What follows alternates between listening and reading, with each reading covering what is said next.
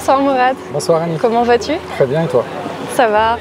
Alors tu es le directeur stratégie et montage au sein de l'ODA, C'est ça. qui est l'agence d'urbanisme et de développement d'ANFA. Oui. Est-ce que tu peux nous rappeler un petit peu les grands aspects justement de prise en compte de la durabilité sur Casa ANFA?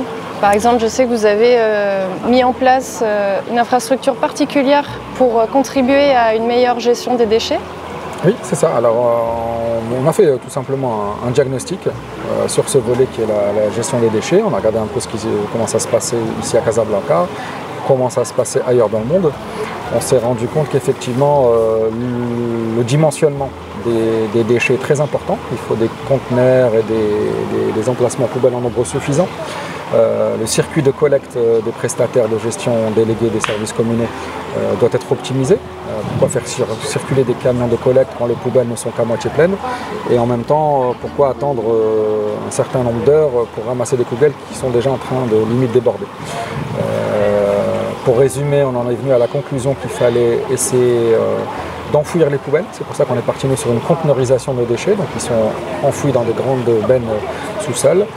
Et les prestataires de gestion des déchets, on est en discussion aujourd'hui avec eux pour, moyennant avenant, intégrer certaines prescriptions relatives à cette collecte, à savoir, voilà, peut-être mettre demain en place des capteurs de remplissage qui permettraient de savoir à quel moment on est prêt d'être rempli et puis permettre voilà, au circuit de ne passer, je ne sais pas, peut-être à 80% de remplissage ou 90%, et éviter comme ça de passer inutilement et donc d'embouteiller les routes, d'envoyer du CO2 plus qu'il n'en faut.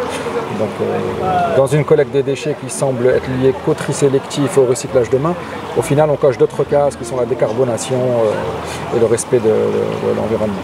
Également le confort olfactif.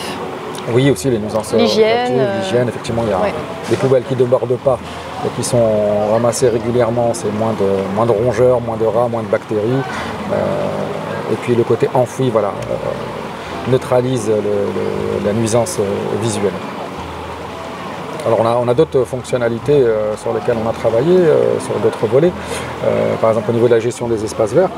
Dans un royaume aujourd'hui qui subit un peu ce stress hydrique, nous avec une bonne part d'espace vert, on leur donne la part belle à plus d'un tiers des mètres carrés de notre projet, plus de 100 hectares à terme. On a une ressource en eau qu'il faut essayer de respecter. Donc on a mis pas mal de choses, voilà, des systèmes d'arrosage intelligents avec des capteurs, de l'IoT qui permet de savoir voilà, si on a des fuites, des bâches de rétention qui permettent de réguler l'arrosage, etc. Et puis un système aussi de champs photovoltaïques, premier qu'on vient de lancer dernièrement, qui nous permettra de réduire nos dépenses énergétiques, notamment pour notre parc ANFA Park.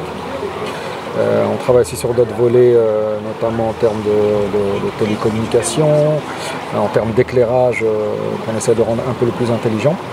Et voilà, cette smartisation, j'ai envie de dire, du pôle urbain Casa ANFA va permettre de rendre le quartier plus connecté, plus intelligent et grâce à tous ces outils, le rendre plus respectueux de l'environnement et plus économe. Donc voilà, ce sont tout un tas de réflexions qu'on essaie de monter en amont pour essayer de faire les choses bien, mieux que ça a pu être fait ailleurs. On s'inspire un peu de ce qui se fait ailleurs et même à l'étranger. Bien sûr, on n'oublie pas d'être pragmatique et de ramener ça à notre contexte casablancais pour voilà, voir les choses qu'on peut effectivement mettre en place et les choses qui nécessitent un ajustement propre à la ville de Casablanca.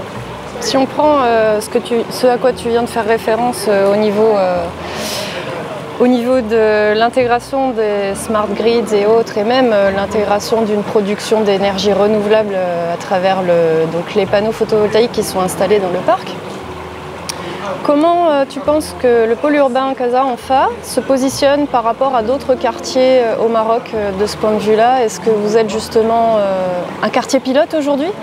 Ou est-ce qu'il y a des exemples d'initiatives dans d'autres villes de mise en œuvre comme ça d'un ensemble de solutions, mais qui servent à la communauté et à l'espace public, pas uniquement le sujet pris à l'échelle d'un bâtiment?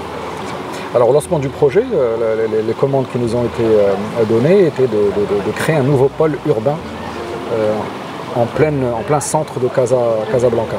On a récupéré une assiette foncière qui était l'ancien aéroport d'Anfa, qui, après avoir été délocalisé dans l'aéroport actuel à Noassal, a libéré cette partie foncière, mais qui n'est pas seule. Elle ne vit pas seule, elle est vraiment intégrée au reste de la ville. Et du coup, il faut qu'il y ait une transition douce d'un quartier à l'autre. Il faut qu'elle soit, même en termes de transport, voilà, bien sûr, elle est reliée en termes d'espace viaire. Et l'idée, c'était, compte tenu du positionnement du projet, des hautes attentes qu'il y a dessus, et en particulier de la place financière qui l'accueille, d'avoir un projet qui se veut demain pouvoir se présenter en toute humilité mais sans honte comme un projet digne des grandes métropoles internationales.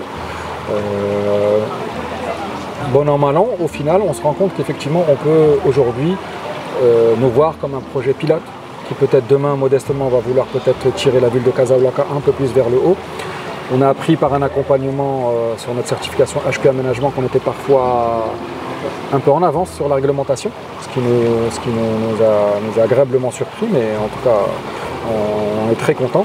Et l'idée, c'est voilà, si demain on peut faire jurisprudence, faire avancer la réglementation dans le sens de respect du développement durable, des enjeux sociétaux et autres, on est très content. On espère qu'on va pousser d'autres zones, des villes nouvelles, etc., à faire au moins autant, si ce n'est mieux. Et voilà, on a d'autres villes d'ailleurs qui sont gérées par le groupe notamment, donc la ville de Zneta, qui est sur la même tendance. Donc vraiment, voilà, l'objectif, c'est vraiment de répondre à ce qui nous a été demandé, faire un projet performant, réussi, qui n'est pas axé que sur de l'accessoring ou du gadget, mais qui est vraiment pragmatique, qui rend la ville plus agréable, plus attrayante, une qualité de vie à la hauteur de ce que mérite l'usager citoyen. Et si demain ça fait exemplarité, ça, on en est très satisfait. On essaiera d'être à la hauteur de ce qu'on attend de nous, bien sûr. On verra, effectivement. Tu as parlé de la certification. Donc, de pôle urbain Casa Anfa est en démarche et a été certifié déjà sur 2 phases HQ Aménagement. Pourquoi choisir de certifier le pôle urbain?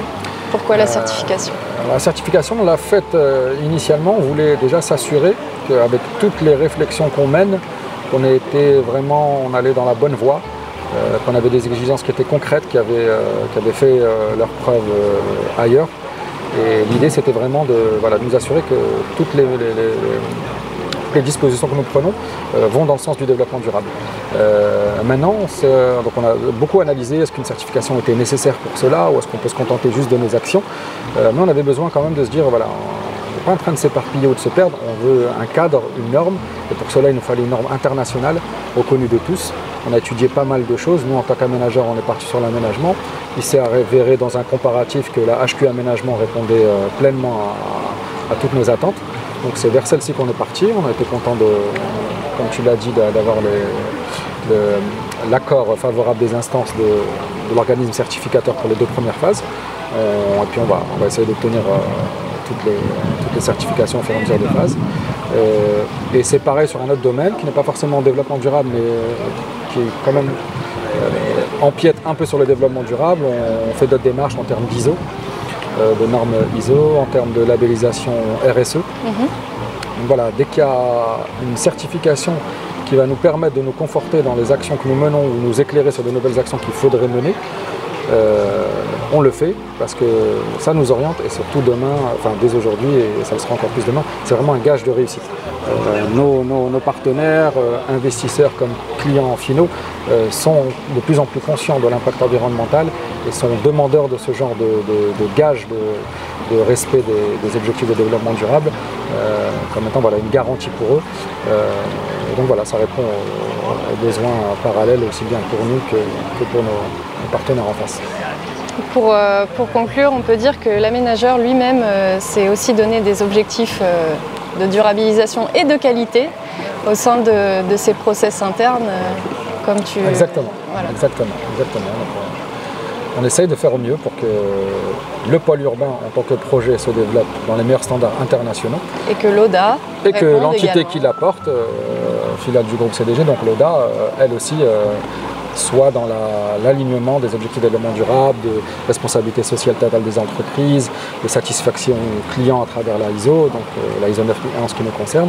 Et demain, voilà, au fur et à mesure du développement du projet, des enjeux, des problématiques qui apparaîtront, celles qu'on ne maîtrise pas encore, on n'hésitera pas s'il le faut à faire appel à d'autres certifications pour nous assurer que la locomotive va dans le bon sens. Amélioration continue. Toujours, on essaye. Merci Mourad. Merci à toi Annie.